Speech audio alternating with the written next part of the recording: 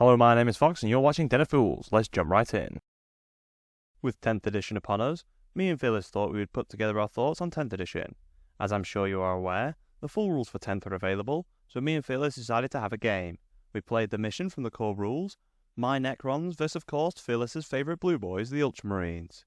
We will go over our battle and our thoughts on the rules and 10th in general. Finally, we of course will cover the stats and how we will collect results in 10th. We set out to have a more fun game rather than a competitive battle. We each built our list without knowing what the other was taking, and it seems only one of us got the memo of it being a more fun game. My Necron army, primarily made up of the models I have available, went infantry heavy, with overlords and reanimation orbs, as I really wanted to try out the new reanimation. Fearless, assuming I would bring a lot of infantry, planned accordingly with a nearly full vehicle list and crucially, 3 whirlwinds. More on those later. The battle was over by the end of turn 3, with my Necrons getting the first turn and getting into position toward the objectives. Then the onslaught began. My 20-strong Necron warrior squad, with an Overlord and Technomancer attached, was picked as the Oaths of Moment target. The Technomancer was equipped with the Hypermaterial Ablator, giving the unit stealth, cover, and a 5+ feel no pain. The squad did not make it past the first turn, although it did soak up the entire of Fearless's shooting. The Necron stratagem, allowing you to activate reanimation protocols on a unit after just being shot, seems very strong. It significantly increased the durability of the squad. However, on my turn 2, my Doomseye flew in and proceeded to miss all of its shots.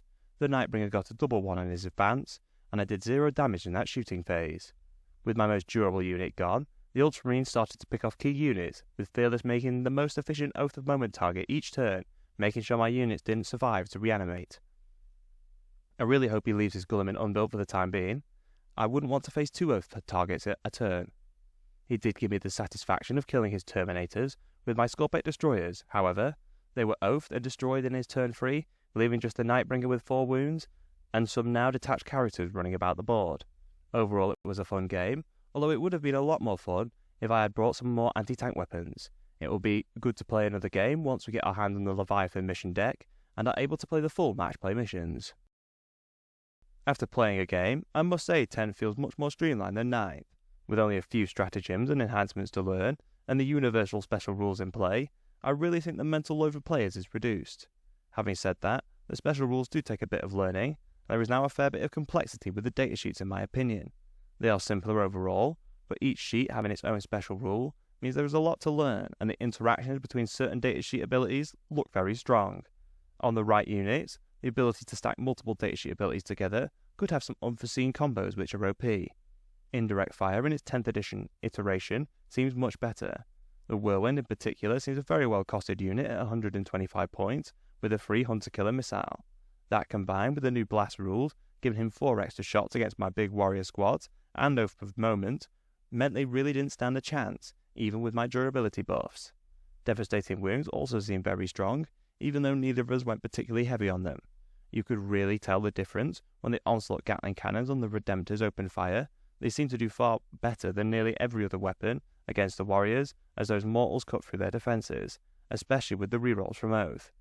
I understand why people are concerned about weapons such as the Wraith Knight's D cannon, which can dish out 2d6 mortal wounds with a little help from a fate dice. We also saw the broken Deathwatch combo with the Hellfire rounds and the spamming of weapons with devastating wounds. Thankfully, it was fixed by Games Workshop, but even without the Hellfire rounds, they are still strong with the Oath of Moment rerolls.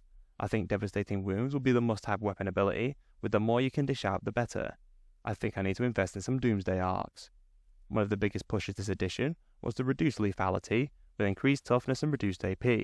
While vehicles feel much more durable, especially against small arms fire, if you bring the right gun for the job, they will not last very long.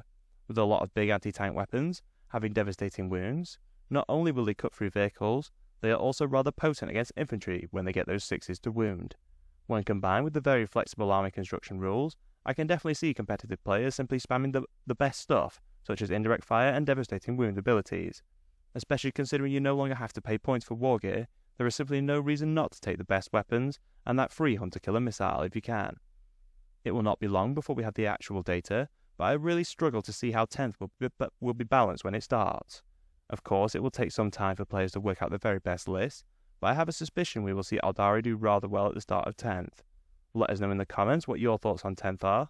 We think some FAQs and balanced updates are needed, but we are optimistic it will be a good addition after some adjustments, especially to the most egregious rules such as devastating wounds and indirect fire.